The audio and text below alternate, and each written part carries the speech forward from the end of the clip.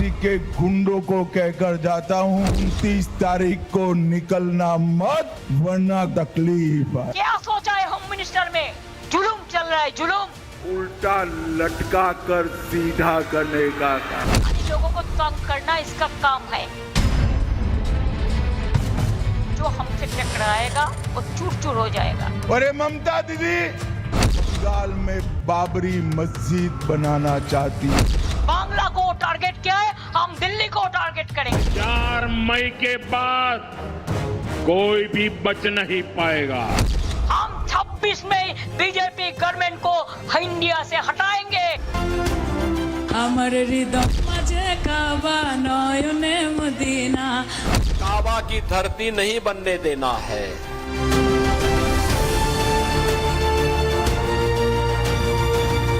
BJP को मौका कौन दे रहा है?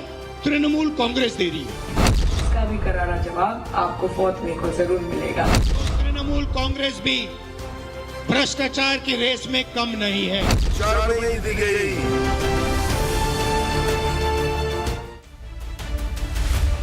पश्चिम बंगाल की झलकियां पश्चिम बंगाल के चुनाव के तापमान को समझने के लिए काफी है। और कल का दिन काफी अहम है, क्योंकि करीब आधी सीटों पर कल मतदान होने वाले हैं। ये वही सीटें हैं जहां भाजपा ने पिछली बार बेहतरीन प्रदर्शन किया था। अगर इस बार वाकई भाजपा को पश्चिम बंगाल की सत्ता पानी है, इन क्षेत्रों में न सिर्फ उसे पिछली बार की तरह बल्कि उससे भी बेहतर प्रदर्शन करना होगा। ये भाजपा के लिए कितना आसान होगा? पूरे चुनाव प्रचार के दौरान घुसपैठिया सबसे बड़ा मुद्दा बना रहा। एसआईआर के जरिए करीब 90 लाख वोट काटे जा चुके हैं। इससे किसे फायदा होगा और किसे नुकसान?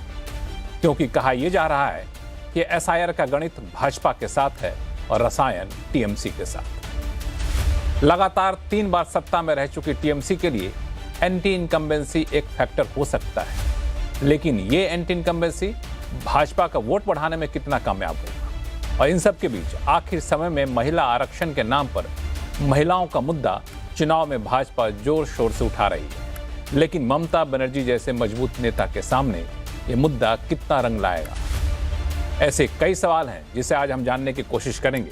नमस्कार, मैं हूं लक्ष्मण राय और इस कोशिश में हमारे साथ विशेष चर्चा में शामिल हो रहे हैं विशेष मेहमान, राजनीतिक विश्लेषक प्रोफेसर संगीत रागी, सत्य हिंदी के फाउंडर आशुतोष जी हैं, वरिष्ठ पत्रकार देवजानी चौबे हैं और राजनीतिक विश्लेषक कार्तिकेय बत्रा और वोट वाइब के इंडिया के फाउंडर अमिताभ तिवारी हैं। आप सभी मेहमानों का बहुत बहुत स्वागत हमारे शो में। शुरुआत में देवजानी चौबे जी आपसे करना चाहूँगा, क्योंकि आपने काफ़ी लंबे समय तक पश्चिम बंगाल की राजनीति को देखा है और पिछले 3 विधानसभा चुनाव में या फिर कहें कि 2 विधानसभा चुनाव में काफ़ी तेज़ी से वहाँ पे समीकरण बदले हैं। इस बार के समीकरण को देख करके क्या अंदाजा लग रहा है आपको? क्या माहौल है वहाँ पे? देखिए, 2011 में जब मैं चुनाव कवर कर रही थी तो बहुत स्ट्रॉन्ग तगड़ा एंटी इनकम्बेंसी जिसे कहा जाता है वो हमने देखा था, और जिससे भी हमने बात की आम वोटर से उसने यही कहा कि इस बार बदलाव चाहते हैं। लेकिन 2026 का जो चुनाव है, बंगाल में क्या एंटी इनकम्बेंसी वैसा ही तगड़ा है जो 2021 में था? 2011 में था? शायद नहीं। करप्शन है, भ्रष्टाचार हुए हैं इस सरकार के जमाने में, लेकिन शायद यहाँ के जो लोग हैं वो बहुत जल्दी बदलाव नहीं चाहते हैं। हमने लेफ्ट फ्रंट की सरकार यहाँ पे देखी है, लंबी पारी लेफ्ट फ्रंट सरकार ने यहाँ पे हमने उनके तरफ से देखा। ममता बनर्जी के खिलाफ गुस्सा है, आक्रोश है, लेकिन शायद उतना ज्यादा नहीं है कि सरकार बदल जाए। लेकिन ये जनता बदलाव नहीं चाहती है या फिर बदलाव करने का इकोसिस्टम वहाँ पे नहीं होता है? क्योंकि एंटी इनकम्बेंसी होने के बाद वो जो एंटी इनकम्बेंसी वाले वोटर हैं उनको बूथ तक पहुँचना, घर से निकाल कर ले जाना, ये एक बड़ा चैलेंज होता है। क्यों? देखिए, मैं आपको एक बात बताती हूँ कि अगर हम इसके पहले का चुनाव प्रचार देखें तो जिस तरह से चुनाव प्रचार भाजपा कर रही थी बंगाल में, जिस तरह का स्लोगन बंगाल के लोगों ने देखा, जय श्री राम जैसा स्लोगन, ये बंगाल के लिए नया स्लोगन नहीं था। तो ये कुछ नया उनको सुनने के लिए मिला। लेकिन जिस तरह की election campaign BJP north India में कर सकती है वो बंगाल में नहीं कर सकती, और ये शायद बीजेपी को भी समझ में आ गई बात। और इसीलिए बीजेपी के जितने भी स्टार कैंपेनर्स हैं, अगर हम प्रधानमंत्री की बात करें, गृह मंत्री की बात करें, वो जब भी बंगाल आ रहे हैं, निर्मम सरकार कह रहे हैं, उनके स्लोगन में, उनकी बातों में भ्रष्टाचार की बातें आ रही हैं, उनके बातों में किस तरह से गुंडे यहाँ पे पैदा हुए हैं तृणमूल कांग्रेस के जमाने में, और वो सारा जिस तरह से आप कह रहे थे कि सारे वोटिंग मशीनरी को वही कंट्रोल करते हैं, उस तरह की बातें आ रही हैं। लेकिन जो पर्सनल अटैक इसके पहले हमने देखा था ममता बनर्जी के खिलाफ, वो हमने नहीं देखा इस बार।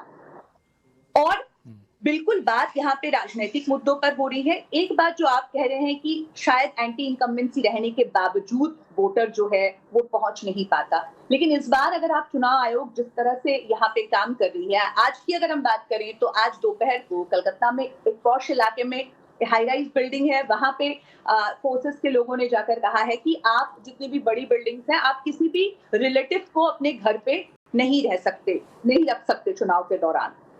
यहाँ पे जो हम जानते हैं कि जब चुनाव के पहले जितनी भी शराब की दुकानें हैं उन्हें बंद कर दी जाती है। कलकत्ता में 29 को चुनाव है, लेकिन उसके बहुत पहले से ही यहाँ पे शराब की दुकानों को भी बंद कर दिया गया है, जबकि चुनाव आयोग की तरफ से बयान आया है कि हमने ऐसा कुछ कहा नहीं था, अब हम छानबीन करेंगे इसके बारे में। तो चुनाव आयोग के तरफ से पूरी तरीके से जो वोटिंग प्रक्रिया है उसे स्मूथली कराई जा सके, फेयरली कराई जा सके, इसकी बारे में कोशिश की जा रही है। इस बार हमने बंगाल में 2026 के चुनाव में जिस भारी संख्या में हमने फोर्सेस को देखा है, इसके पहले हमने इतने भारी मात्रा में फोर्सेस को नहीं देखा। लेकिन क्या लोग चाहते हैं बीजेपी की तरफ झुकना, या ममता बनर्जी के खिलाफ जितने भी आरोप हैं वो सिर्फ रीजनल मीडिया में नहीं बल्कि नेशनल मीडिया में भी इनकी चर्चाएं हुई है। अगर हम बंगाल की बात कहें, जो आरजीकर का मामला सामने आया, जब हमने देखा बलात्कार के मामले को लेकर पूरा बंगाल सड़कों पे उतरा, उस वक्त भी लोग कहीं ना कहीं चाह रहे थे कि सीबीआई इंक्वायरी हो, केंद्र सरकार अगर चाहे तो इस तरह के स्टेप ले सकती है, लेकिन वो हुआ नहीं।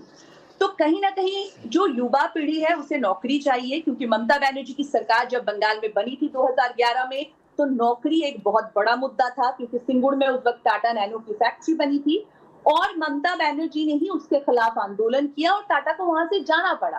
तो सरकार ने ये कहा था कि हम जब अब सरकार में आए हैं तो हम नौकरियां लाएंगे, लेकिन अगर आप 2011 से लेकर 2026 देखें तो उस तरह से बंगाल में इंडस्ट्री आई नहीं है। तो युवा पीढ़ी जो है वो भी है, युवा पीढ़ी चाहती है कि अगर यहाँ पे सरकार बीजेपी की बनती है तो शायद यहाँ पे हमें नौकरियां मिले। लेकिन यहाँ पे अगर हम 2011 का चुनाव देखें तो बुद्धदेव भट्टाचार्य को रिप्लेस करने के लिए ममता बनर्जी थी, जिसे हम स्ट्रीट फाइटर कहते हैं। लगातार 2008 से लेकर 11 तक वो लगातार आंदोलन करती रही, लेकिन क्या शुभेंदु अधिकारी वो चेहरा बन पाए हैं जो ममता बनर्जी को रिप्लेस कर पाएंगे? सवाल यहाँ पे उठ रहा है। बीजेपी कोशिश तो कर रही है, लेकिन बीजेपी के लिए बंगाल में हमेशा से एक चैलेंज रहा है उस नेता की खोज करना जो नेता सत्ता परिवर्तन में वो चेहरा बनकर आए, जो चेहरा मुख्यमंत्री के कुर्सी तक पहुंच पाए।